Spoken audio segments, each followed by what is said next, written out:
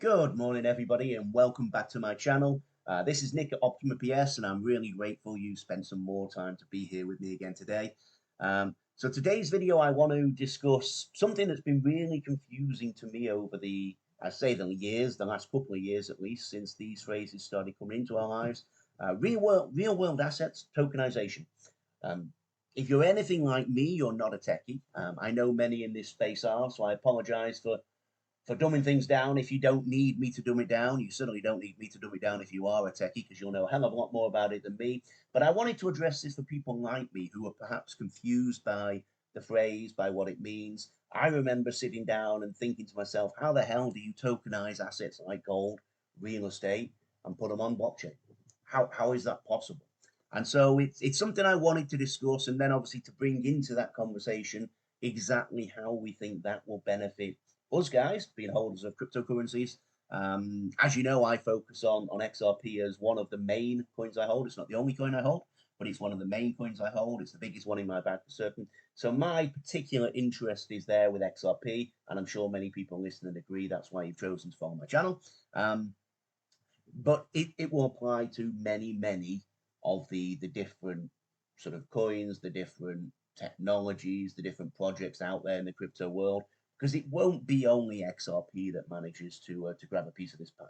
But first of all, I wanted to discuss this in a really simple way, to bring it down to help people who perhaps don't understand right now to get a better grasp of exactly what it is. Before I do that, just to say, I am a financial advisor. I've said this before. But as you know, I'm not your financial advisor, and I'm most likely not even regulated as an advisor in the country where you live. We're in the world of the internet now, so you could be based anywhere, and I'm only regulated in a few places. But regardless of where you are in the world, regardless of my status as a financial advisor, you should absolutely not take anything I say or do in this video as being financial advice. I'm just a guy on the internet expressing my opinions. I've said it before. If I were ever to give you financial advice, you would absolutely know about it. You'd have to sign a whole bunch of paperwork. I'd have to ask you 1,000 questions before we could even begin the process. So up until that point, anything I say or do is absolutely not financial advice. And then once again, guys, if you do like what I have to say today, if you appreciate what I've done here, please do like and subscribe to my channel. To give me a like, the YouTube algorithm really picks that up really well. It loves it when you do that, so it will share my video with more people and hopefully help to grow the channel and make all of this worthwhile. Of course, I get my own benefits from it. I enjoy doing it anyway. But if you do enjoy what I do, at least tell me you enjoy it by liking and subscribing to the channel. That would be incredibly well received at my side, so I really appreciate your help. So moving on to the video then, I wanted to start here with some really simple visualizations. This is something I found online. It's not something I've done myself, but it says, what does $1 trillion look like? And it's one of those things, we've all seen these before, I think, but it really blows you away. So I won't spend too much time dwelling on it, but we have a simple $100 bill here. Then we go down, it says a packet of 100 $100 bills is less than half an inch thick. It's got $10,000 in it, and it fits in your pocket easily. I don't know if you're like me. I rarely walk around with $10,000 in my pocket, but you could do if you fancied it. And you know, the simple fact of the matter is, it's only a very small amount, or in size itself. Believe it or not, this next little pile is $1 million. So barely bigger than the guy's shoes. $1 million there. You could probably walk around with $1 million in cash like that without anyone even knowing you had it. It would fit in a grocery bag. It would fit perhaps in a lunchbox or something like that. It's not a large visual amount of money, despite being $1 million, perhaps more money than any of us have ever walked around with. Certainly myself, I've never walked around with that much in a bag. And you know, but it's not very impressive. Then you scroll down, and again, this is $100 million. More impressive. You know, I don't think you'd walk down the street with that. But realistically speaking, you know, this is a guy, this is $100 million, and it's sat there on a pallet. You know, as it says here, it fits neatly on a standard pallet. It's an impressive looking pile of money, but it doesn't blow you away. Now, then we get to $1 billion, and so $1 billion is actually 10 of those pallets. That's a little bit more impressive, right? So you're looking at a position where you say, yeah, okay, you could perhaps walk into a bank vault and see an amount of money like this. It would be a very large bank. It would be a headquartered bank, most probably. in one of the big cities where they need that much cash.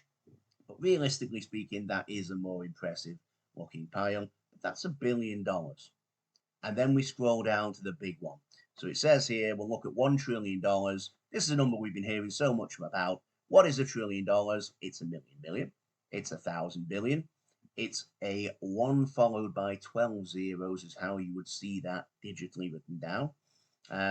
Are you ready for this? It's pretty surprising. Go ahead, scroll down. So again, going back to that one's $1 billion, which is quite impressive. But how much bigger is a trillion? There we have it. So there's our chap who just up here was, a little smaller than the pile, significantly bigger than the 100 million pile. And we scroll down here, and that is $1 trillion. And notice that it's double stacked as well. So it's not only that significant number bigger than the last pile, but it's also double stacked because we couldn't possibly fit it on the same screen with our man for size here. That's a really impressive thing to look at. And then when you think about the fact that we're talking about $1 trillion here, and the big banks, we've heard them come out and say they send $10 trillion every day from one bank to another, from one place to another. It's an awful lot of money that we're talking about here. And of course, $1 trillion is only a small piece of the global financial pile. When we talk about, all the money in the world, is a phrase we've heard recently, they talk more about tens of quadrillions of dollars. So we're going another 1,000 times bigger than this again. Our man would be a speck in the corner of the screen. Then we skip onto the next visual. So this is slightly different. This is all the world's money markets in one visualization. This is from 2022, by the way, so it's out of date by now. And what this one talks about is each one of these blocks being worth $100 billion. So going back to this screen, that's $1 trillion, so not quite that much, about 10% of that. So, probably this line here or something like that, give or take. Certainly a lot bigger than that one. That's only $1 billion, so 10 times bigger than that, about 10% of that. So somewhere in the middle. And that's each one of these small blocks. And this begins up with sports teams, so it shows you, this is what sports franchises globally are worth. Here's cryptocurrency, so we've got 1, 2, 3, 4, 5, 6, 7, 8. That was in the November 2021 peak. It's like 800 billion. We're bigger than that now. We're in the trillions now for crypto. It's about 2 and a bit trillion. I suspect by the end of this bull run, we might be more like, I'm guessing, between 5 and 10 trillion. My actual guess is about 7 or 8, but we shall see as time goes by. It could be much, much bigger than that if things go our way. It might not get that big if things stand in the way. That's the nature of investment. But let's keep scrolling down just to get this visualization of how much money there is in the world. So we scroll down again. This is Russia and Ukraine GDP. I don't know why it's showing you that one. But again, Russia a lot more than Ukraine. As you can see, military spending from the US, China, and everyone else together. Interestingly, the US and China is actually about the same size as the rest of the world put together. Spreading down again to currencies out there. So US dollars, Euro area, China, Japan, and then others. So again, this is how much money there is in currency. You move into gold. Again, this is out of date now, so gold is a hell of a lot more than it was a couple of years back with us hitting all-time highs. But you've got jewelry, you've got gold bars and coins, you've got central banks, you've got others, reserves underground. Significant poignant point that reserves underground are not as much as the gold reserves we have here. And incidentally, gold is it's not necessarily a finite metal, is it? There's a finite supply, but we can always melt down that jewelry and put it into bars, or melt down the bars, put it into jewelry. But realistically speaking, gold can be melted down and basically reshaped again without losing much. So gold is infinite with the supply we have, but finite in terms of how much we can actually dig out of the ground, I guess. Then again, we're trying to find ways of taking it from asteroids and things now, aren't we? So that will change a little bit. But then we move down a bit more. We've got the world's billionaires. There's a total of 2,668 billionaires as of the time this visualization was done. It's going to be more than that now. You've got your main characters over here: Musk, Bezos, Arnault, Gates, Buffett. We all know the big wealthy guys. Moving down again to significantly more money held in the central bank balance sheets. That one becomes more poignant when you think about the discussion around CBDCs, which we'll touch upon a little bit later. Then we move down into stock markets. So the S&P 500. This shows you what each of the top sort of companies there. Those top companies will change a little bit as well now. It's a little bit out of date, this, but it's more to give you that impression of what sort of amount of money we're looking at. But here's all the S&P 500. So all together, each one of these tiny squares, still $100 billion. Then we move down. It shows you US through China, GDP. Okay, we don't know that. Global money supply. Each one is $100 billion US dollars. $48.9 trillion. Yeah, is the total value of the world's easily accessible money. And then broad money is the total value of the world's money is $82.6 trillion. This includes coins, banknotes, money market accounts, as well as savings, checking, time deposits, that kind of thing. So this is basically all the money in the world held individually. Individual holdings of money, if you like. It doesn't get down to the derivatives market and that side of things. So we keep scrolling down. So here's all the other stock markets. So this is basically all the big markets out there in the world: NYSE, NASDAQ, Shanghai, Euronext, Japan Exchange, others. We go down again. Global debt, another big conversation right now, right? So non-financial corporations, governments, financial sector, households. Global debt since January 2020, here's how much each category has grown. You've got 16%, 22, 10. The debt pile is growing, and it was $300 trillion back in 2022. It's a considerable higher amount than that now. Again, this is more for the visualization as opposed to being entirely accurate and up-to-date information. We skip past the debt, we get to global real estate. Again, the value of the world's real estate is estimated to be around $326 trillion. That again is out of date now. We've grown considerably since then, but let's just use this figure for now. Each one is 100 billion. Each one is significantly bigger pile than the one we saw before for the $1 billion. We're scrolling through agricultural, commercial, global wealth. So household wealth, according to Credit Suisse, all global households wealth tally is about 463 trillion. Again, that's grown.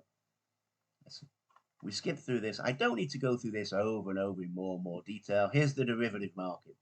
According to the Bank of International Settlements, the market value of derivatives is now $12.4 trillion.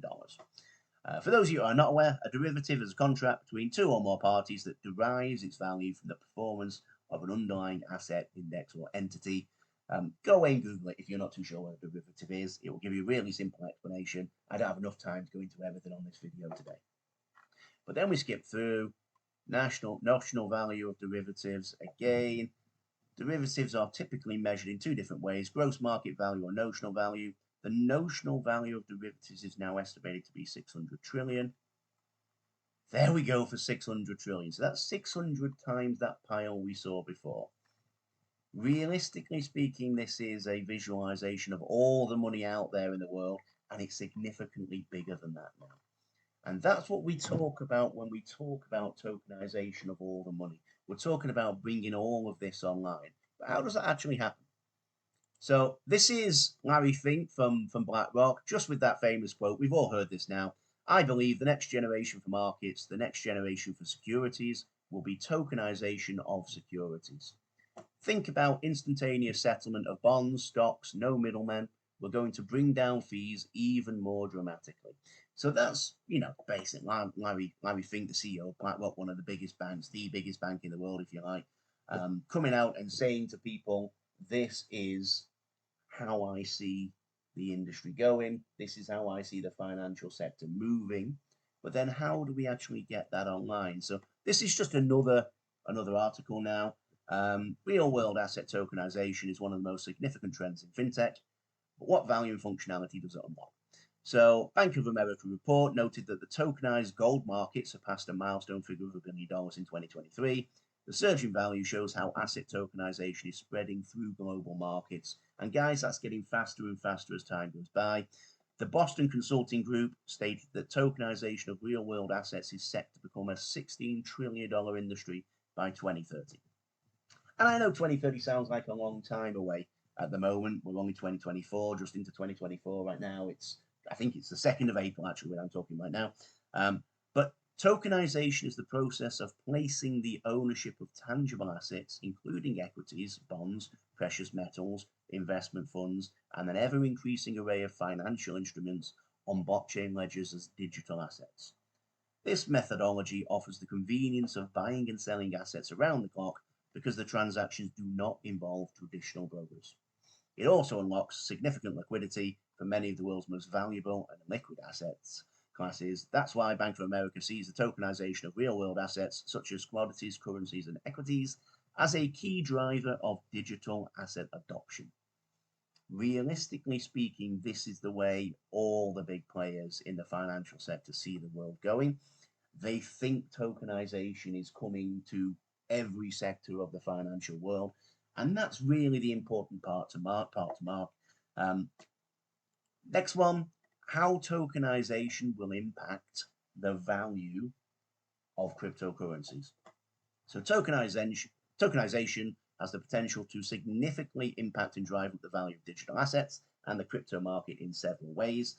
I will scroll through this and allow you to read through it in your own time, but the ways are increased liquidity, additional accessibility. So the accessibility is a big one for me. So this talks about a liquid asset such as real estate, fine art.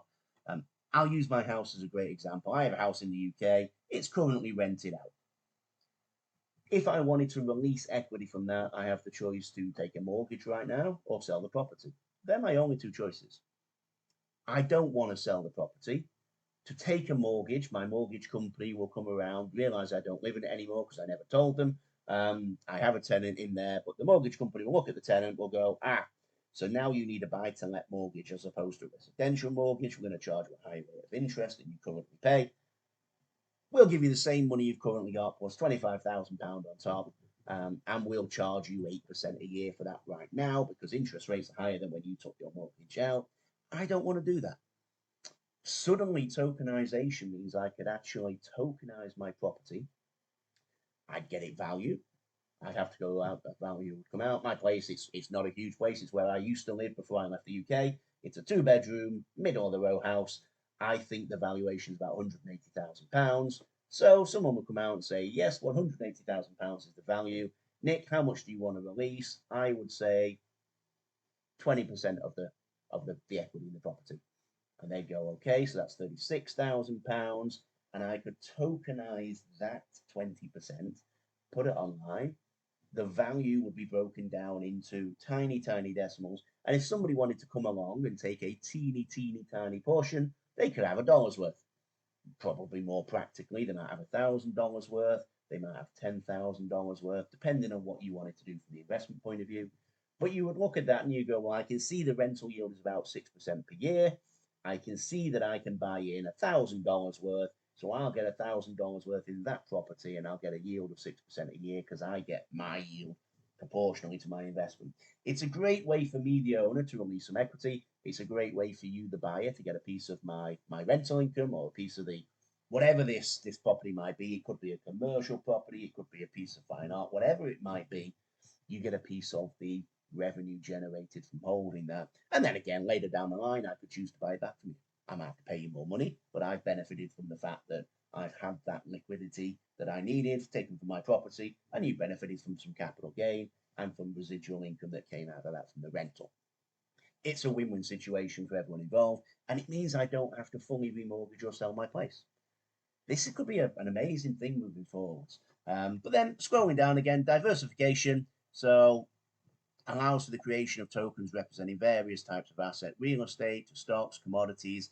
Investors can diversify their portfolios more easily by holding tokens representing different asset classes. Again, I could have a piece of a fine artwork, I could have a bit of gold, I could have a bit of someone else's property, I could have a bit of a forest, or a gold mine, whatever you can think of, all these things can be tokenized. And you can have a little piece of each. In the past, if I wanted to buy shares in an actual gold mine, not in a gold mining company, I'd probably have to come up with the best part of $100,000 to buy a piece of that pie. I could buy in for $1,000 if one's been tokenized. It changes the way the whole investment world works. Efficiency. So again, tokenization can streamline processes such as trading, settlement, ownership transfers, reducing costs and increasing efficiency. This improved efficiency could attract more investors to market and contribute to the overall growth in value. Same thing as before, same thing as the fractionalization of tokenization with the efficiency. You've got a guy could be sat in a restaurant, think I want to throw $10 into a piece of a gold mine in Azerbaijan. That would be a dreadfully difficult process in the old world, in the current world, I guess, but the old world moving forwards.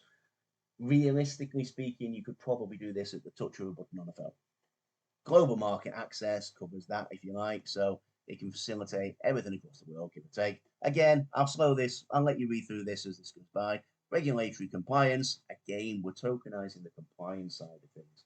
So currently, if I wanted to sell a piece of my property off, we're each taking on a valuer to make sure that my valuation is correct. We're each taking on a lawyer to make sure the paperwork's correct. We're all paying a huge amount of money. You're not going to do that to release $100, $1,000 worth of equity in a property. But with tokenization, it would be virtually instantaneous. Properly regulated tokenization platforms can attract institutional investors who may have been hesitant to enter crypto market due to regulatory concerns.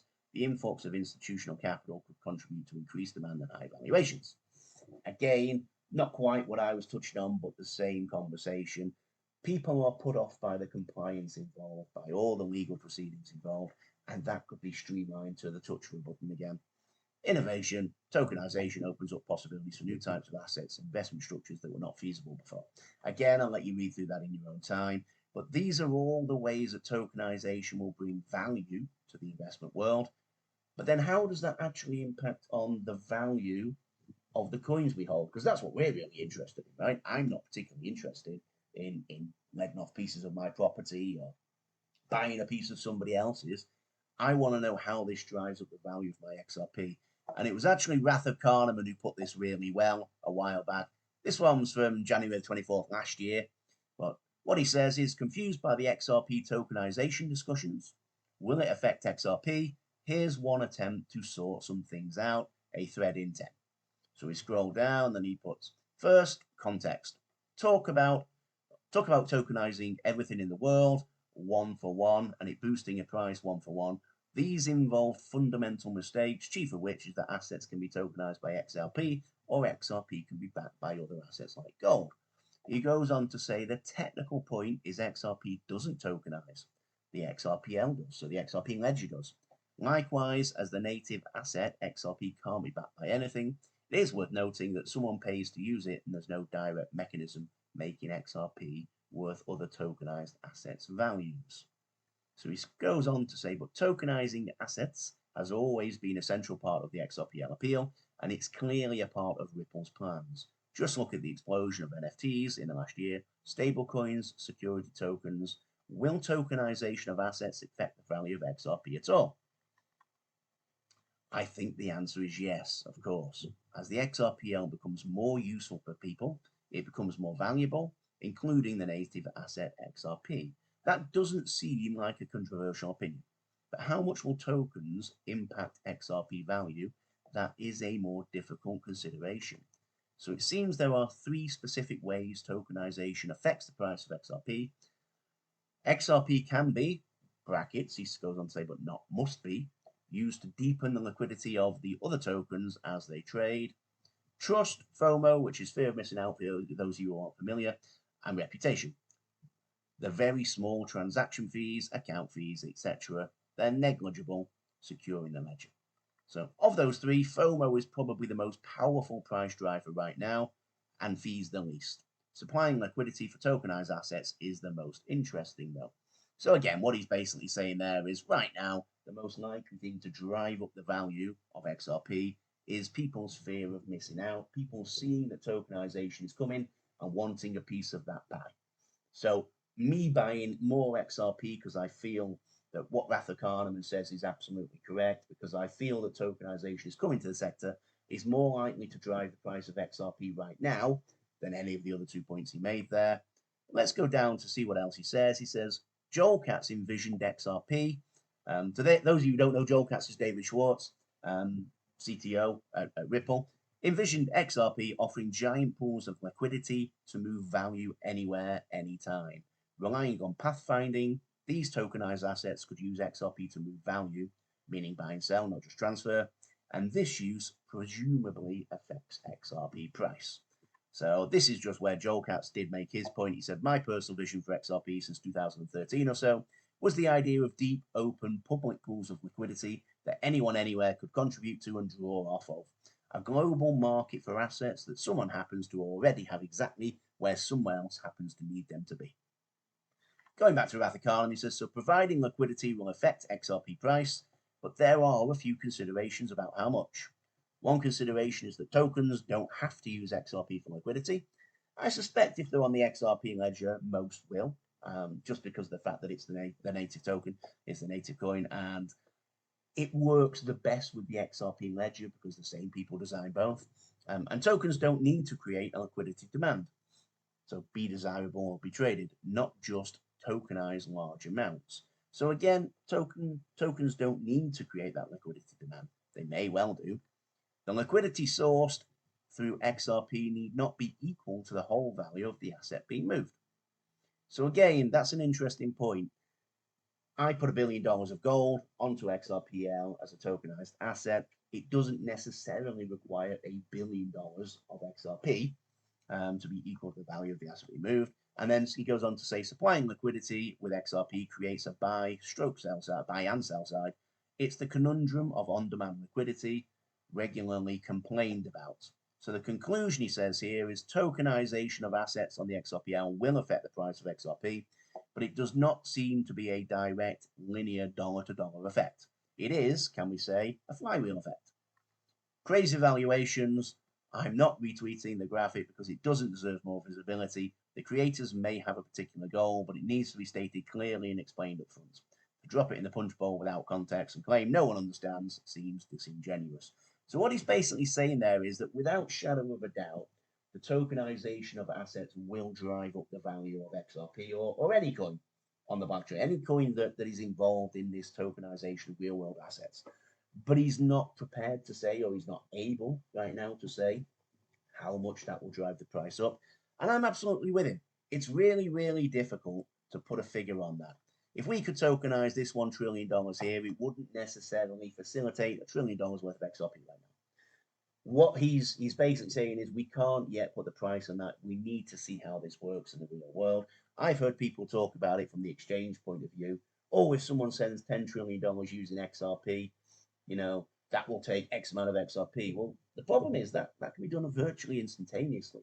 So you could probably send $10 trillion of XRP, even at today's low values, really easily, really quickly, 3-second transactions. You take a chunk of XRP out of the liquidity pool for 3 seconds and then put it back in. So how many times a day are we going to be able to do that before it affects the true liquidity of XRP? So we're going to need lots and lots of money coming through this. The other side, of course, is I'm not technical enough to know yet, but will tokenization involve actually storing on the liquidity pool? So banks that are going to use this tokenization, anyone in the world, in fact, is going to use tokenization, will they want to hold some XRP, personally take it out of that liquidity pool and keep that themselves in order to reduce their own costs? I suspect so. But it's really difficult to put that price on right now. But what hopefully this does do is it shows you exactly how we think tokenization is going to come in and exactly how much money there may be going through the tokenization process. I don't see any reason why the whole world won't become tokenized at some point moving forward. I see lots of reasons why it won't happen soon, or in the immediate future, shall we say. Regulatory requirements. Also, there's going to be a hell of a lot of opposition to that. Even me personally, the job I do, tokenization may take me completely out of the market. I'll find a way to adapt. Everyone finds a way to adapt. But in the same respect, there's lots and lots of people out there who could come to me and say, Nick, I want to buy $1,000 worth of shares in a gold mining company. You don't need me anymore for that. You can just do it on your phone with tokenization. You can buy it directly in the gold mining company. You don't need me. You don't need the stockbroker. You don't need a lawyer involved.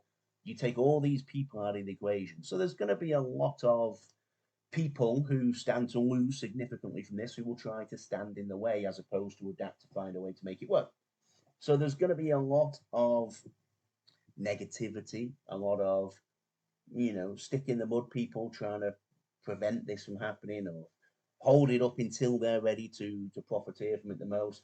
Where I see huge value in this and huge likelihood of success in this is the banks have now had time to adapt and adopt this. The banks are coming for this. They've held the sector up, the cryptocurrency world up long enough that they are able now to take a piece of the pie and profiteer from this like they love to do. So we're going to see the banks suddenly flipping this agenda around, and as opposed to being dead against it, being dead in favor of it. And so I expect this is coming whether we like it or not. So the answer is find the benefits, find how it's going to help you the most. I don't know how much XRP will go up because of this. I don't know how big a piece of the pie Ripple, the XRPL, and XRP, the coin, will get from this sector. But I know it's such a significantly large sector. It's going to make my XRP worth considerably more money in the future than it is today. And that's exactly why I'm here. So realistically, that's all I can say today. I'm clocking on. I've already done 30 minutes already, which is a longer video than I intended, but I didn't know how else to squeeze all this in. So once again, if you like what I said here, please do like and subscribe to the channel. Please like the video.